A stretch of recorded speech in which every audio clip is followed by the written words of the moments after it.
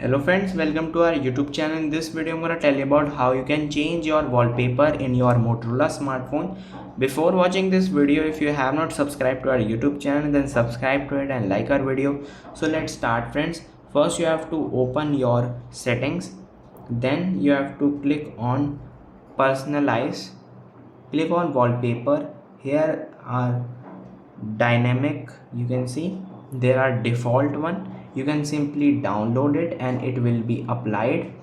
There is curated images, you can see there are lots of wallpaper.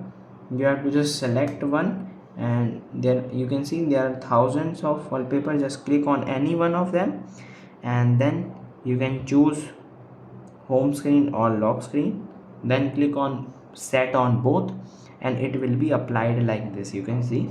I hope you like this video. If you like this video, then subscribe to our YouTube channel for more helpful tips and tricks videos. See you next time.